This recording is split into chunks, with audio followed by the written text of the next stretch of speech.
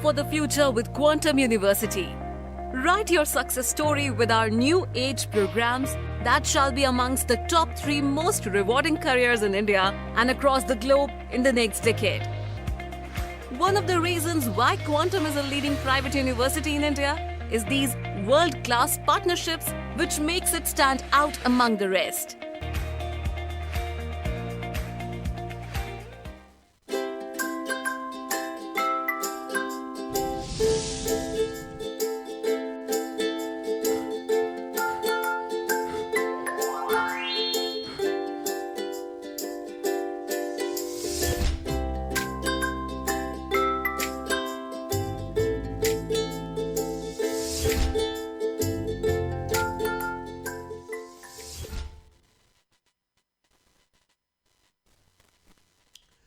Good afternoon, ELITETV ki test of cartoon maha meng type of stram of cherry mro in angang chikudong chat of credit the gay with chang and ing very bad viewers in the co test of cartoon C. Sanok Chabang Zegitre, was say the Mokta Sang and ing very bad viewers in war within about ELITETV marketing the Luna cherry.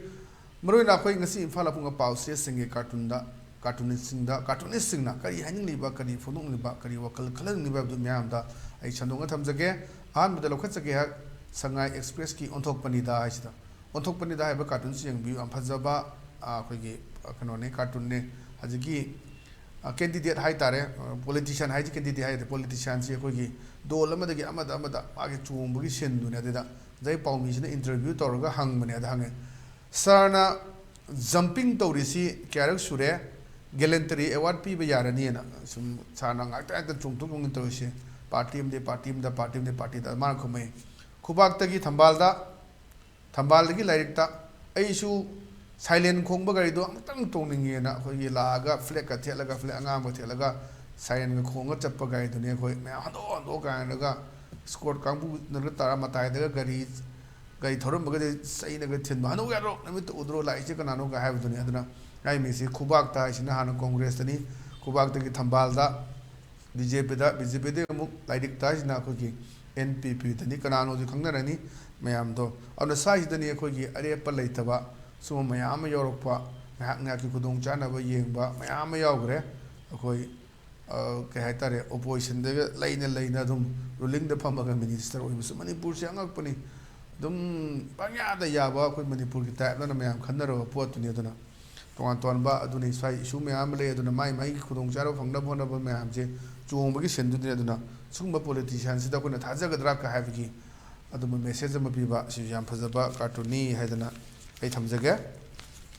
But on the Lashna Koi Sanalebaki, Loredanas, Loredanas, Koi, what is Hana with the island is Pamagazaga, Mataga, Nom Saraga.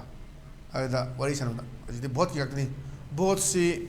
Yaning the Yam Ladebo, I had to sit on Tom Zagata, boat Yauroi, Tadaroi, Boycott Tony Aduga. Kaitare, both the Amkram boycott Toroi, Tadaba Yaura, Yamas get on Majida, board Pangto Daisida, Harman notification, talk with them, the Camp to the board Pangto Daisida, Matang to Cole, and I must the Kumbe. Kang data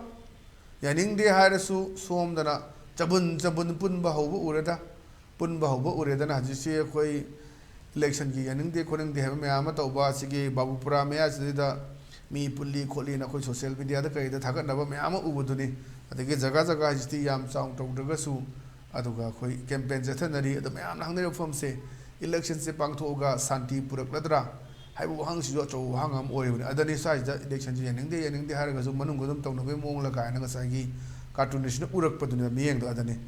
Both say Yaning the Yam the Ladebo, and Havna, skunk the data. Yaning the Harris swam the Zabun Punba Uredana, social media the Takale of the Yangudri. Asagi post office among Yam Jabun Pulle Havigi, what is Hanabak over Basuya Togo OBA, who come the number to the Having them to Gazagada, the Medanga, campaign Masam Sadam Tonaba, Sumang the Carita, the Getonganda, Tagana, put them Ubuduni, or the Portunaduna, Bosse, and Indian Hagamanum Tonaba, Mara Pagalaromba, Akwegi at the Gi.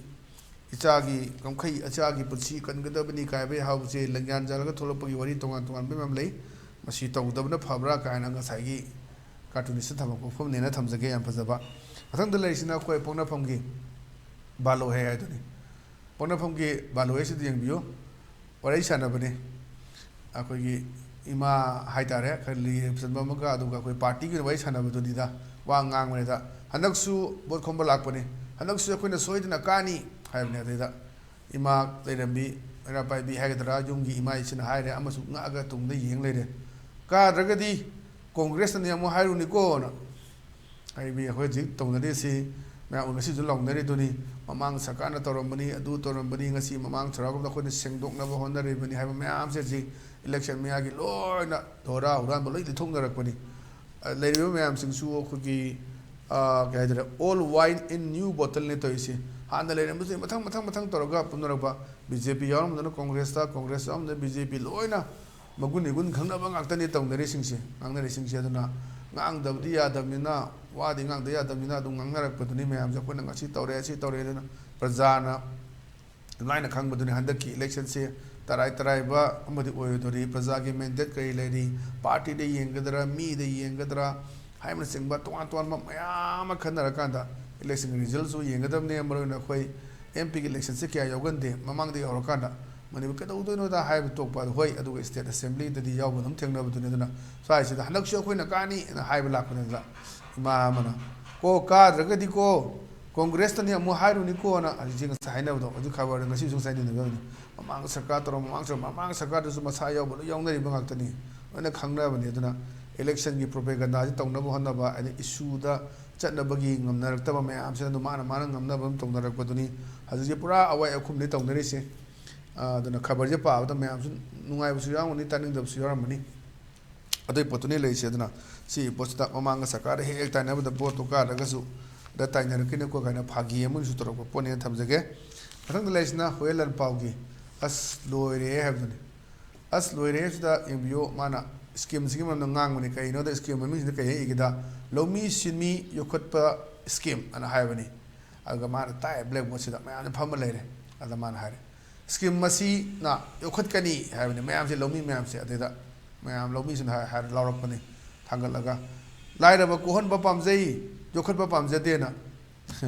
ꯂꯥꯏꯔꯕ ꯌꯣꯛꯈꯠꯄ ꯍꯥꯏꯗꯤ ꯂꯥꯏꯔꯕ ꯍꯦꯟꯅ ꯑꯃꯨꯛ ꯍꯦꯟꯅ ꯑꯩꯈꯣꯏꯒꯤ ꯁꯦꯝꯒꯠ ꯁꯥꯒꯠꯄ ꯇꯥꯔꯦ ꯌꯣꯛꯈꯠꯄ ꯍꯥꯏꯗꯤ ꯌꯣꯛꯈꯠꯅꯕ ꯄ꯭ꯔꯤꯖꯥꯕ ꯇꯧꯅꯕ ꯁꯦꯝ ꯁꯥꯅꯕ ꯍꯣꯠꯅꯗꯨꯅ ꯂꯥꯏꯔꯕ ꯌꯣꯛꯈꯠꯄ ꯄꯥꯝꯖꯗꯦ ꯀꯣꯛꯍꯟꯕ ꯄꯥꯝꯖꯩ ꯃꯌꯥꯝ ꯐꯝꯃꯤꯁꯦ ꯂꯥꯎꯔꯛꯄꯅꯤ ꯌꯥꯝ ꯐꯖꯕ ꯂꯥꯏꯔꯕ ꯃꯨꯊꯠꯂꯁꯤ ꯍꯥꯏꯔꯒ ꯂꯣꯏꯅꯃꯛ ꯂꯥꯏꯔꯕ ꯃꯌꯥꯝ ꯍꯥꯠꯇꯣꯛꯄꯒꯤ ꯐꯤꯕꯝꯗꯣ ꯏꯔꯥꯗꯤꯀꯦꯁꯟ ꯑꯣꯐ ꯑꯩꯈꯣꯏꯒꯤ ꯄꯨꯋꯔ ꯑꯦꯟ ꯅꯤꯗꯤ ꯄꯔꯁꯟ ꯍꯥꯏꯔꯀꯥꯟꯗ ꯂꯥꯏꯔꯕꯒꯤ ꯃꯌꯥꯝꯒꯤ ꯃꯨꯊꯠꯅꯕ ꯍꯥꯏꯗꯤ ꯂꯣꯏꯅ ꯍꯥꯠꯇꯣꯛꯄꯒꯤ ꯐꯤꯕꯝ ꯀꯥꯏꯅ ꯍꯪꯅꯕꯒ ꯌꯥꯎꯕ ꯑꯗꯨꯒꯤ ꯄꯣꯠꯇꯨꯅꯤ ꯑꯗꯨꯅꯤ ꯂꯧꯃꯤ ꯁꯤꯟꯃꯤ ꯌꯣꯛꯈꯠꯄ ꯁ꯭ꯀꯤꯝ ꯍꯥꯏꯔ ꯀꯥꯟꯗ ꯌꯣꯛꯈꯠꯄ ꯄꯥꯝꯖꯗ꯭ꯔꯦ ꯑꯩꯈꯣꯏꯅ ꯍꯥꯏꯁꯤꯅꯦ ꯀꯣꯛꯍꯟꯕ ꯄꯥꯝꯖꯩꯅ ꯂꯥꯎꯔꯛꯄꯒꯤ ꯄꯣꯠꯇꯨꯅꯤ ꯌꯥꯝ ꯐꯖꯕ ꯄꯣꯠꯅꯦꯅ ꯊꯝꯖꯒꯦ ꯃꯊꯪꯗ ꯂꯩꯔꯤꯁꯤꯅ ꯑꯩꯈꯣꯏ ꯏꯆꯦꯜ ꯑꯦꯛꯁꯄ꯭ꯔꯦꯁꯀꯤ ꯅꯩꯔꯦ ꯍꯥꯏꯕꯗꯨꯅꯤ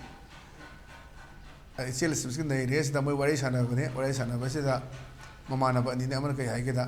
ꯆꯨꯔꯥꯆꯥꯟꯄꯨꯔꯗꯒꯤ ꯍꯥꯠꯀꯅꯤ ꯍꯥꯏꯔꯛꯄꯗꯤ ꯇꯨꯃꯤꯟꯅ ꯂꯩ ꯑꯅ ꯍꯥꯏꯕ ꯑꯃꯗꯨꯅ ꯃꯤꯉꯣꯟꯗ ꯍꯥꯏꯗꯣꯛꯂꯨꯅꯨ ꯂꯣꯁꯦ ꯑꯩꯈꯣꯏ ꯁ꯭ꯋꯥꯏ ꯈꯛꯇ ꯆꯠꯅꯕꯅꯤꯅ ꯇꯣꯉꯥꯟ ꯇꯣꯉꯥꯟꯕ ꯃꯌꯥꯝꯁꯤ ꯕꯦꯛꯒ꯭ꯔꯥꯎꯟꯗ ꯂꯩꯕ ꯄꯣꯠꯁꯤ ꯀꯩꯅꯣ ꯍꯥꯏꯔꯀꯥꯟꯗ ꯍꯟꯗꯛ ꯏꯟꯗꯤꯄꯦꯟꯗꯦꯟ ꯀꯦꯟꯗꯤꯗꯦꯠꯅ ꯃꯥ ꯁꯨꯃꯥꯏꯅ ꯇꯧꯅ ꯄꯦꯟꯗꯗꯅ ꯃꯗꯨ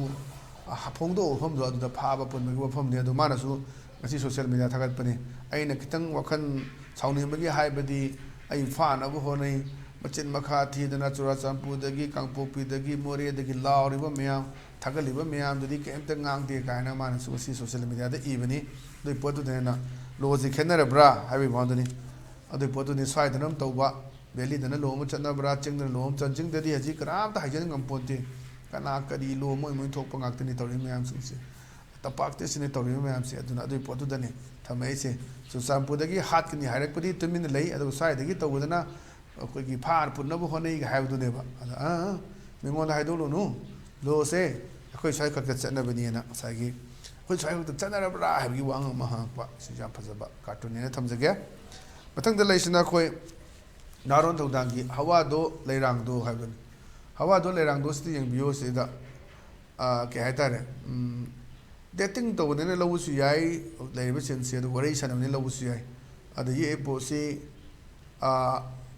ꯑꯍꯜ ꯃꯥꯟꯕꯁꯨ ꯍꯥꯏꯐꯦꯠ ꯆꯪꯕ ꯅꯍꯥ ꯃꯥꯟꯕꯁꯨ ꯆꯪꯉꯦ ꯑꯗꯨꯕꯨ ꯅꯍꯥꯅꯦ ꯂꯧꯔꯁꯦ ꯑꯗꯨ ꯃꯥꯅ ꯌꯥꯝꯅ ꯑꯦꯗꯚꯥꯟꯁ ꯑꯣꯏꯅ ꯎꯁꯟꯕꯒꯤ ꯋꯥꯔꯤꯗꯨꯅꯤ ꯂꯨꯍꯣꯡꯅꯁꯦ ꯃꯤꯠꯇ ꯏꯁꯨ ꯎꯅꯤꯡꯂꯦꯅ ꯑꯩꯈꯣꯏꯒꯤ ꯂꯨꯍꯣꯡꯅꯁꯦ ꯑꯖꯤꯠꯁꯦ ꯃꯆꯥꯅꯨꯄꯤꯗ ꯍꯥꯏꯕꯁꯨ ꯑꯣꯏꯕ ꯌꯥꯏ ꯅꯠꯇ꯭ꯔꯒꯅ ꯑꯩꯈꯣꯏ ꯃꯥꯅ ꯑꯃꯗ ꯄ꯭ꯔꯄꯣꯁ ꯇꯧꯕ ꯌꯥꯏ ꯑꯗꯨꯅ lohonglase mitta issue uning lei si mai macha nupi gumbada haiba me ama oi thok basu yai natragana mai koina jabda haraga yam thang usallubagi ana meaning cha artha ani dona pu ya haitare man haise ada saida ke haitare macha nupi da haiba ma ibe ma kai ga pandramina macha nupi ra khangdre ala lohonglase mitta issue uning lei haita di macha nupi na pokpa macha do mai masu oidoni natragana koi anna magi nupi magi ka haitare girlfriend se da haira kanda koi advance na usan bagi mong dune dune khan ma uya ba alo ban thok to ani le na khan jage man ibe ma lohong la si adi ipa mitta issue uning le haram gadi clear cut oiba ado mai macha nupi da hai ne do ado ani je phom manga ngang bani na madu ga athu chat pani na ai tham jage mathang de leisna koi people's chronicle ki ni people's chronicle ki Friday fun na Friday fun sida mayam sida boat ko malapagi mayam ja hai re duga village sida man hai re all you have to do is no na tawadap se kaino kana just select the best candidate nana khwai gi phaba candidate khallo no matter what any mata takata de that is why I am here to inform you all anuna aina harisini no na pamba khallo na si se ponapum khabar ma yaw bune khoi gi kairaw kendra gi MLA mana hai bane maje BJP masa ojaragosu BJP ki vote khombagi BJP ki mirep se thadawuna khabar se pande according to khabar gi matung in ni ko akona oise arna khoi gi ke mai bagi da sapang de usil to hai phom do adu phom ni kaina ngasi ponabo khabar yaune khoi gi kerau kan gi MLA Rameso gi adu da base to ne khalle all you have to do is just select the best candidate no matter what that is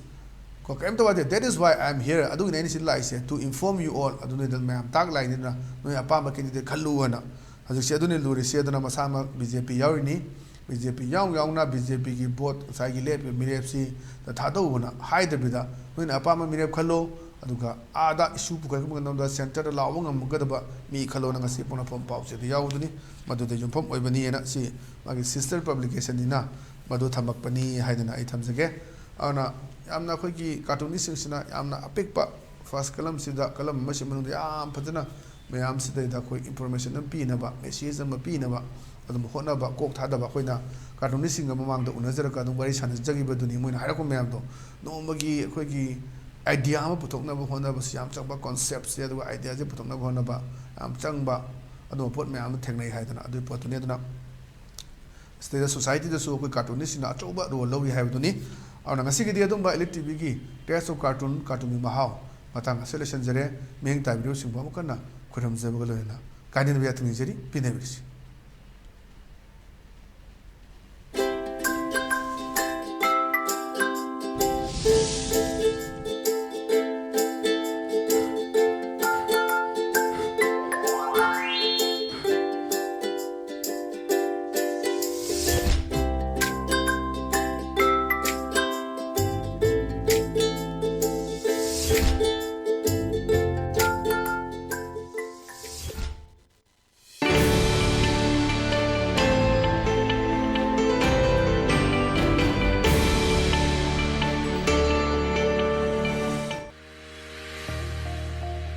Gear up for the future with Quantum University. Write your success story with our new age programs that shall be amongst the top 3 most rewarding careers in India and across the globe in the next decade. One of the reasons why Quantum is a leading private university in India is these world-class partnerships which makes it stand out among the rest.